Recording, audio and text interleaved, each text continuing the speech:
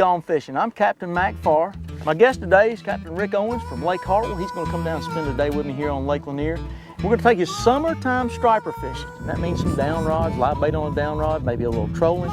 And we got a different twist today called power reeling. Rick, have you guys ever used that technique at Hartwell? Never tried it on Lake Hartwell. Heard a lot about it and I'm excited about it. Let's go get after it. Well, I think it'll work. It'll work here. It's basically taking a bucktail jig, pinning a live or dead herring on him, and you're reeling him up and down. Instead of the traditional presentation of a bait on this plane, we're going to show it to him this way. Rick, it's worked here for me. I think it'll work for you at Hartwell, and I think it'll work for you no matter where you fish. So let's go get them.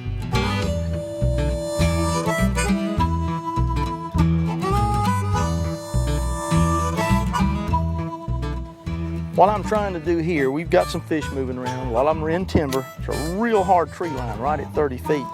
The fish are down in the trees, right at the top of the tree line or down in it.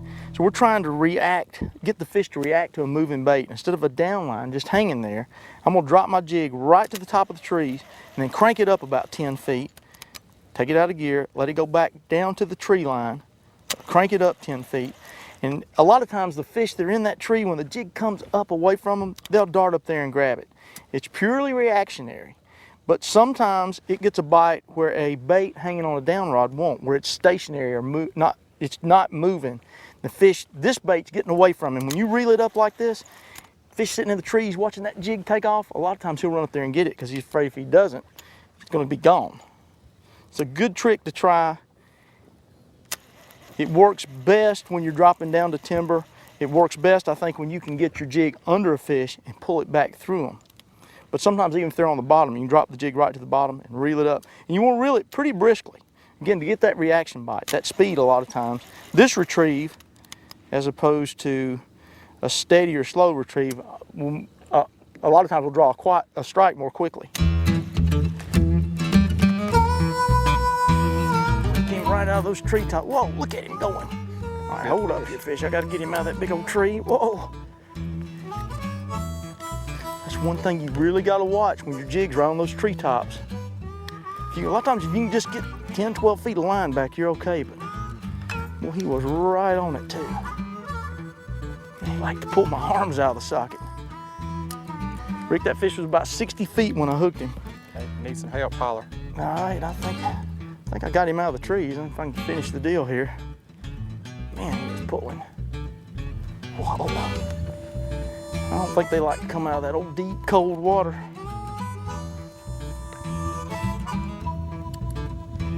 I still hadn't seen him. I still got a lot. He's getting close. There he is. Nice striper.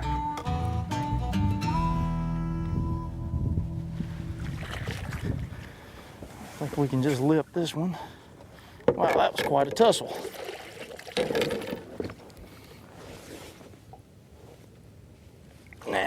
Now he's caught.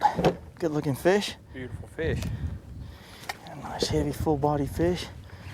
I get a look at him and we're going to turn him loose. Well, he was excited about that decision. All right. Let's see if we can get his brother on there.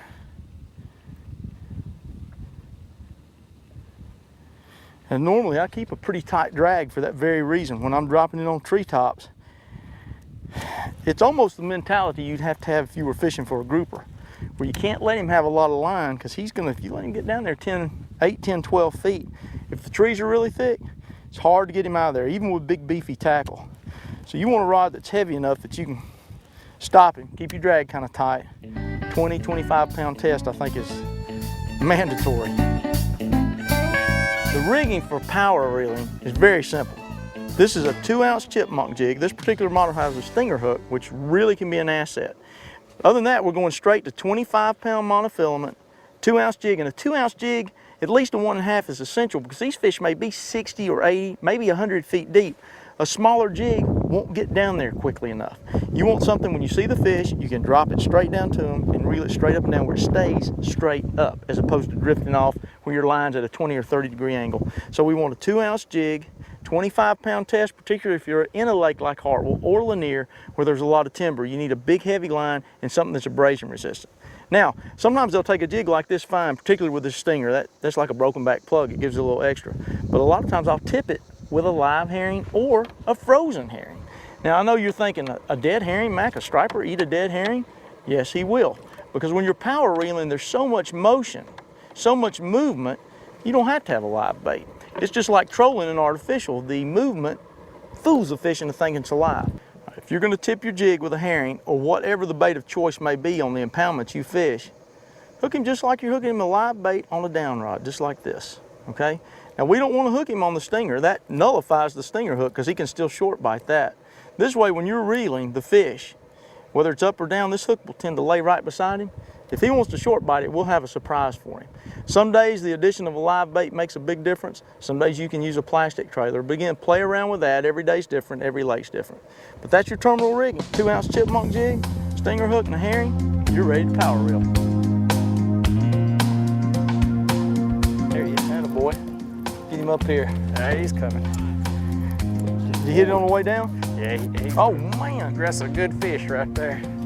you have got a man on there. That's a grown fish there. He's thinking about treetops all the way, isn't he? This power reeling is a trick, man. I'll tell you what, that felt good. You know, Rick, like yourself, I've caught a lot of stripers a lot of different ways. And there's any way you can get a fish to bite is good. I don't know, it's about my favorite here. I've caught thousands of fish, and this is my first power reeling, and this is a good fish.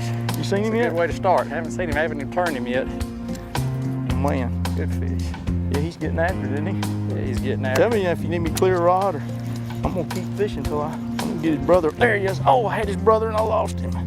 Doggone it. Good fish. Typical striper, he's making that long run. Yeah, he's getting after it pretty hard with you there, isn't he? Yeah, you're right about one thing, he'll take the rod and reel out of your hand. You're not real careful. It's one of the most powerful bites you'll ever get. It's unbelievable. I'm gonna lip that one for you when you get him up here. This fish hadn't decided he wants to come to the boats yet. Well, you were probably 60 feet when he bit it. I dropped it 60 feet and I turned it one turn, he nailed it. Well, and he got some line off your reel, so you Yeah, have to winch that fish up probably. from 80 feet. Yeah, he probably pulled 20 yards of line off before I could even get the rod tip up. Boy, I'm so nervous I can't get my bait on the hook. Have you seen that thing yet? I haven't even seen this fish yet. They're definitely I caught a mean. glimpse of him there. That's a beautiful fish. Here he is. All right, I'm coming to get you. Mind the trolling motor. Beautiful fish. Teenager. Slide him over here. Whoa. Yes, sir. Yes, sir. Old chipmunk got him. Whoa, shake that big old head. Look at there. Big, beautiful fish. Nice Lake Lanier striper. Power How about reeling that? striper. Hold Isn't that that- up. Get your picture there, Mr. That's a Rick. beautiful fish.